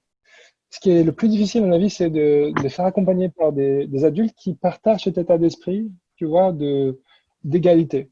Et pas de dire aux étudiants, c'est moi le professeur et je vais te dire ce que c'est, ceci, cela. Mais vraiment entraîner des facilitateurs, quoi. Et avec un esprit de facilitation, pas un esprit de prof. Ça, c'est super rare. C'est rare de trouver ces gens-là. Et après l'implémentation, le modèle aussi économique, voilà, pour que ce soit sustainable, quoi, qu'ils puissent continuer à le faire après la compétition. Parce que, voilà, vraiment les emmener jusqu'à ce que c'est un truc qui continue, quoi, que ça puisse grandir. Et, ouais. Roland, tu levais la main? Alors, il y avait Victoria avant Roland. Il y avait Victoria et Sophie. C'est très rapide. C'est très rapide. C'est juste. C'est pour réagir à ce qu'il vient de dire. C'est ça. Non, ce que je me disais, c'est que si je peux me permettre, hein, Marc. Non, la grande difficulté, c'est que mettre César à contribution au centre d'un projet, etc., alors qu'il est déjà au bord du burn-out, parce que c'est ce qui peut le guetter, et en tout cas, il s'est donné aussi du temps pour ne pas trop. Moi, ce que je me disais, c'est est-ce qu'on pourrait, nous, les gens à l'étranger, participer à ce que tu fais là-bas? C'est-à-dire, est-ce que nous, on peut être, comment dire, est-ce qu'on pourrait aider enfin, c'est une autre question, hein, c'est une autre manière d'appréhender les choses, c'est-à-dire, plutôt que toi, tu viennes vers nous à voyager partout, est-ce que nous, on pourrait aussi aller là-bas autrement? C'est une question, hein. Voilà, stop. Tout à fait. Il faut que j'apprenne à vous connaître plus pour penser et élaborer une collaboration. Et je serai très, très content de vous connaître tous plus. Peut-être à travers Marc, peut-être je peux apprendre à voir un peu différents types de profils, mais aussi apprendre quelles sont vos aspirations, qu'est-ce qui vous intéresse de faire, et aussi disponibilité ou les modalités, qu'est-ce qui vous intéresse de faire tout simplement, quoi. Et ça prend du temps. Par exemple, vous avez pris le temps aujourd'hui de me connaître. Comment est-ce que moi, je peux apprendre à vous connaître, quoi? Comment symétriser cette relation? J'ai des idées, moi. On pourra en parler. Mais okay. Vas-y, Victoria, vas-y, dis ce que tu voulais. C'est simplement en repartant de ta question qui avait l'air de te préoccuper quand tu disais je me demande comment je peux faire pour intégrer ma vie privée et en fait, tu as l'impression de prendre du retrait et de trahir un peu tous tes engagements. Mais en réalité, est-ce que tu observes que faire, parce que make a bear, c'est vraiment faire et tu as été beaucoup dans le faire jusqu'à présent. Et faciliter ou faire, c'est pas du tout la même énergie, ça prend pas forcément le même temps. Et quand on est au repos, quand on fait tout à fait autre chose, par exemple quand tu t'occupes de ton fils, quand tu es avec Aster, il se passe autre chose dans ton cerveau. Le mode par défaut, c'est-à-dire quand on ne fait rien et qu'on est tout à fait au repos, c'est le moment où le cerveau est le plus actif et le moment où il est c'est le plus propice à avoir les meilleures idées, les meilleurs insights qui sont peut-être à venir. Et du coup, ce changement de mode peut-être t'inquiète, mais tu as bien vu que l'inquiétude chez toi générait la créativité. C'est vrai. Alors, il y avait aussi Sophie et après Michel. Sophie, non, Sophie. J'avais baissé la main, mais juste je peux dire à César que j'habite au bord de l'océan, dans une ville où on travaille beaucoup, où la recherche et la technologie sont très présentes. Voilà, et oui, à Brest, tout à fait. Et il y a des très belles initiatives sur les écoles, justement, sur ces sujets-là, et avec un centre de recherche sur l'océanographie. Donc, on peut poursuivre l'échange. Avec plaisir. Avec grand Michel. plaisir. Oui, moi je voulais juste dire à César, merci d'abord pour tout ce que cette belle énergie que tu nous apportes. Dire que tu peux te faire confiance parce que quand moi j'entends quelqu'un qui dit, quand on parle de projet, je voudrais savoir qui vous êtes, vous les autres, et qui ne pense pas qu'à lui. Je trouve que déjà, tu as une immense sagesse et une immense intelligence du cœur. Et donc fais-toi confiance et les choses viendront comme elles doivent venir. Et la deuxième chose, c'est que je dois vous laisser et m'excuser de vous abandonner. Merci beaucoup. En tout cas, merci à Marc aussi. Et bonne soirée à tous, en tout cas. Merci beaucoup. Très gentil, merci beaucoup. Salut Michel. Salut. Il y a Vincent qui vient d'arriver en retard. Tu as raté un peu beaucoup de choses, Vincent, mais bon. Alors, qui d'autre veut poser des questions à César ou non? Je vois la question. Oula, on n'entend rien. Comment gagner? Si, je vois la question, c'est comment je gagne ma vie. Alors, avant de bosser à l'université, avec Makerbay, c'était environ, on va dire, 30% de l'enseignement, 30% en louant l'espace, puis après, 30% en faisant du consulting et de la fabrication. Et à peu près 10% à côté, c'était tout ce que je faisais en travail de speaker. Donc, je bossais à l'extérieur en tant que consultant, grâce notamment à Marc qui m'a trouvé quelques opportunités. Merci. Donc ça, c'était avant. Maintenant que je suis aussi enseignant à l'université, maintenant, j'ai baissé mon salaire considérablement à Makerbay. Donc, même si je suis directeur, je ne suis plus du tout payé à ce niveau-là parce que je suis qu'à moitié du temps. En fait, je suis mi-temps à Makerbay. Et donc, ça m'a permis aussi d'augmenter les autres employés. Donc, ça, c'est super. Et maintenant, on va dire que c'est 70% de mes revenus personnels, ils viennent de l'université et 20% ou 30% viennent de Makerbay. Et presque plus maintenant de public speaking. Je fais très peu d'engagement. Puis surtout maintenant avec le coronavirus, je pense qu'être speaker pour des événements, je pense que ça va être petit pour un bout de temps. Ouais. Mais j'avais l'ambition d'être vraiment un entrepreneur à gagner d'argent en fabriquant des robots. Mais aujourd'hui, ça représente très peu de mon chiffre d'affaires personnel, peut-être moins de 5% annuel, la fabrication de robots. Maintenant, je fais beaucoup de projets éducatifs autour des robots et donc je considère que c'est plus de l'argent de l'éducation que de la robotique. Donc ça a pas mal changé. Avant, c'était 100% robotique. Avant Hong Kong.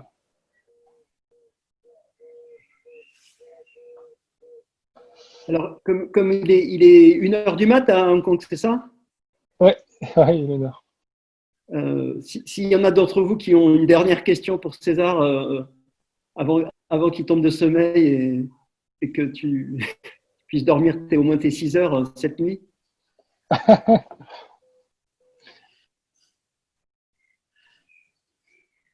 Non Victoria, tu as toujours la main levée, je ne sais pas si c'est… Non.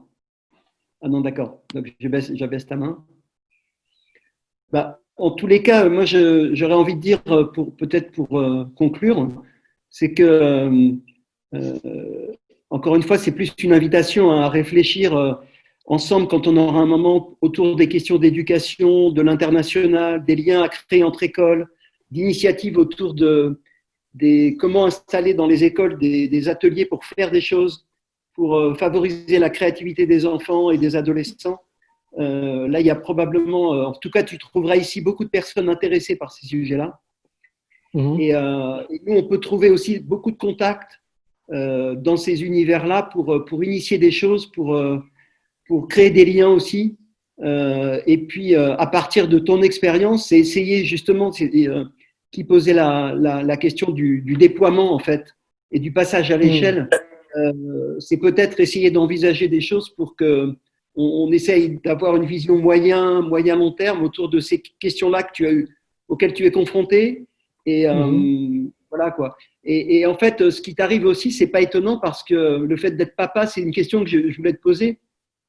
C'est le fait de devenir papa et donc d'avoir quelqu'un à la maison de 3 ans et demi, ça soulève bien sûr la question de l'éducation. Et est-ce que tu l'as vécu comme… Enfin, je ne crois pas que tu l'aies vécu comme une contrainte, mais plutôt comme le fait peut-être d'être une forme de liberté différente, quoi. Je pense que j'ai énormément de chance d'avoir une femme, une partenaire et une mère qui avait envie de changer de mode de vie après la naissance de notre fils. Donc elle n'était pas dans l'idée, tu vois, que pour elle, être mère, c'était une sorte de sacrifice professionnel. C'est vraiment quelque chose qu'elle voulait faire et c'est quelque chose voilà, que je savais même avant qu'on se marie. Et donc, honnêtement, c'est quand même, elle passe beaucoup plus d'heures que moi à s'occuper de notre fils. Et en plus de ça, l'autre chance qu'on a, c'est qu'à Hong Kong, c'est très commun. Bah, plus de la moitié des familles ont des aides à domicile, des nourrices en fait. Et donc nous, on a aussi une nourrice qui est là avec nous très très souvent, beaucoup de son temps. Et donc ça qu'on on a 2 adultes qui sont vraiment très très présents pour notre fils. Et donc moi j'ai la chance de pouvoir passer beaucoup de temps de grande qualité quoi avec voilà, de faire des choses créatives, aller dans la nature, dessiner, faire de la musique, danser, faire plein de choses qui sont super plaisantes, quoi. Et bien sûr, il y a changer les couches, faire la cuisine, faire le ménage, on le fait ensemble aussi. Mais quand même, j'ai beaucoup, je suis très privilégié d'avoir eux qui m'aident comme ça. Ouais, j'ai beaucoup de flexibilité, quoi. Mais je sais pas. Pour moi, c'est étrange d'être père parce que je pensais jamais que j'aurais la chance de l'être. En fait, je me disais que je pensais pas que j'aurais un mode de vie qui permettrait d'être père de famille. En fait. Mais maintenant de l'être, je sais pas. Pour moi, c'est un être humain à part entière, quoi. C'est bizarre. Je me dis, il a sa vie, il a ses idées. Je me dis pas trop que j'ai pas un rapport super fusionnel. Je sais pas comment expliquer. J'adore notre fils, mais vraiment, je l'observe comme ça une autre personne, quoi, avec beaucoup de respect. Et j'essaie de comprendre comment il réfléchit. Et c'est marrant. Pour moi, c'était un petit monsieur, quoi. qui est super. Voilà, et on passe de super bons moments. Je suis très très content d'avoir une nouvelle personne à la maison de petite taille. Je sais pas comment expliquer. Le bébé est une personne. Oui, c'est ça. C'est une petite personne Eh oui. qui fait caca par terre et qui nous raconte des histoires incroyables. Et on essaie de comprendre ce qu'il nous raconte. Et c'est très marrant, c'est très enthousiasmant. On se marre beaucoup, ça c'est sûr. Valérie? Oui, j'avais une question. Moi, je suis basée à Moscou et j'ai vu que tu as mis un slide avec des dangers potentiels. Et je crois vraiment que plus on coopère, plus on a de liens. Et au niveau de l'éducation, puisque je fais partie du groupe sur l'éducation, on peut éviter beaucoup de choses. On peut vraiment œuvrer vers notre monde et puis vers un climat plus de paix. Alors évidemment, on n'est pas près de la mer, hein, Moscou, c'est pas tout à fait au bord de la mer. Mais est-ce qu'il pourrait y avoir des liens qui seraient intéressants à tisser avec des universités? Qu'est-ce que tu en penses? Tout à fait. Je pense que je pense qu'il y a des endroits comme la Russie ou l'Iran, la Corée du Nord, et des pays comme ça en fait qui sont loin, on va dire, de l'Ouest. C'est des pays qui sont d'autant plus importants en fait à connecter sur ce genre de projet parce qu'ils challenge culturellement. Par exemple, si on demande à un Américain, citez-moi un film russe, citez-moi une chanson russe, citez-moi un plat russe. La plupart des Américains, ils ne savent pas, alors que je suis sûr que les Russes, ils peuvent nommer au moins 10 films. Et, et donc, ouais, c'est super enthousiasmant. Moi je ne suis jamais allé en Russie. J'aimerais trop comprendre et juste même caresser ou parler avec d'autres personnes d'autres cultures. Pour moi, ce serait un énorme enrichissement parce que je suis complètement ignorant dans cette zone-là. Donc oui, les enfants. Et puis, pour répondre un petit peu à ce que disait Marc aussi, qui est sur l'éducation aussi, on est en train de refondre notre site en ce moment parce qu'on s'est rendu compte que des sites comme Khan Academy ou Udemy, et en fait, il y a très peu de choses, c'est très mal structuré, où tout est fait pour tout ce qui est informatique, il y a beaucoup de classes pour coder, il y a beaucoup de classes pour apprendre les mathématiques, les sciences, etc. Mais il y a très peu de choses sur les métiers manuels. Et donc, avec Makerbert, on essaie de voir si on peut devenir le nouveau Khan Academy de tous les métiers, manuels, ou tous les processus créatifs. Là, on essaie d'obtenir une bourse pour développer un curriculum de maker méditation. Parce qu'il y a beaucoup de gens qui souffrent de dépression, etc. Et on peut utiliser le origami ou la thérapie artistique. Donc, on essaie d'avoir une bourse en ce moment on espère qu'on l'aura on aura la réponse dans 2-3 semaines. Mais si on l'a, on pourrait engager une petite équipe pour faire des films et pour commencer à fabriquer des tutoriaux de très bonne qualité. Et on a une partie du budget qui est dédiée à la traduction. Parce qu'on va ouvrir au Cambodge, etc. On veut que tous nos contenus ils soient en plusieurs langues, bien sûr. Et donc, si on pouvait traduire ces contenus qui vont être en ligne gratuitement en plusieurs langues et qu'on les organisait proprement et qu'à chaque fois on se concentre sur l'impact, les SDGs, quoi, je pense qu'on peut faire des projets voilà, qui peuvent. Voilà, si on dit que c'est SDG aussi, c'est international. Alors que ce soit des Russes, que ce soit des Iraniens, que ce soit des Polonais, que ce soit des Brésiliens qui le font, tant mieux, quoi. Ce serait super. Donc, je reviendrai vers vous quand le site il est prêt. On a la maquette en ligne, mais on n'a pas encore partagé. C'est makerbay.io. Il n'y a pas encore grand-chose dessus et c'est pas public. On n'a pas du tout partagé. Mais dans les semaines qui viennent, on va commencer à mettre des contenus dessus et puis voir en russe. Ce serait super d'avoir ça en russe, ouais. Marc, t'es muté. Ça sera en anglais? La première version, ça va être en anglais et chinois, les deux langues pour nous qui sont obligatoires. Et puis après, moi, je pense que je peux faire quelques articles quelques projets en français. Et puis, on va commencer à payer des gens pour le faire en khmer, parce qu'on a des projets Cambodge. Et après, si on peut les traduire dans d'autres langues, ce serait top, quoi. Donc, ça peut être une bonne place. C'est cette plateforme, en fait, qu'on espère voilà, avoir plus d'impact. Et ça, on était forcé à cause du coronavirus, mais je pense que c'est une grande chance, finalement. Voilà, on prend cette occasion pour changer l'énorme de travail. Et embaucher des nouvelles gens, au lieu d'en virer, si on peut. Oui, Roland.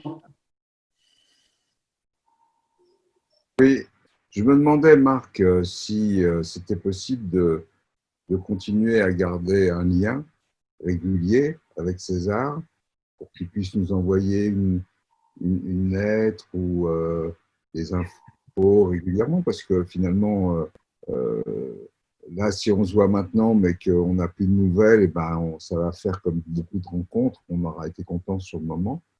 Mais peut-être que ce qui est important, c'est qu'on sache l'évolution de ces projets, comment ça marche, et puis qu'on puisse se, se contacter, s'écrire si on a envie, etc. Tu vois, de créer du lien.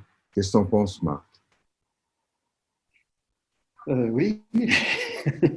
Après, moi, je peux Non, mais servir de lien. En tout cas, oui, voilà, bien sûr. Après, c'est peut-être une question aussi pour toi, César. C'est Mhm. est-ce que si on veut se tenir informé de ce que tu fais ou de ce qui est réalisé, on va sur le site Maker Bay, ou est-ce que justement, comme le propose Roland, tu as un canal d'information particulier que tu mets à jour ou que la communauté met à jour? Il a tout à fait raison. Je pense que la plupart pour tous ces projets, je pense qu'il peut y avoir bien sûr des canaux informatiques, s'inscription à la newsletter, tu vois, ou s'abonner. Mais je pense que si on veut faire des projets, il y a un moment où on est toujours obligé de parler cœur à cœur, face à face, voilà, parce que sinon les choses avancent pas, parce que on est des êtres humains et on a besoin de, voilà, qu'il y ait du répondant entre guillemets, quoi, que voilà, on n'est pas juste à mettre des pièces dans une machine et que ça avance, quoi. Ça marche pas comme ça. Je pense que les projets ont besoin d'avoir une connexion. J'avais fait ça à l'époque de la première version de OpenSailing et ça a permis au projet de grandir très vite. Et je pense que c'est la manière correcte, hein, de le faire. Aujourd'hui, j'ai pas de canaux réguliers, sauf pour le robot de Corail, où on se retrouve tous les samedis. Et pour Makerbay, on se retrouve tous les mercredis. Donc j'ai deux canaux, comme ça on se retrouve avec l'équipe,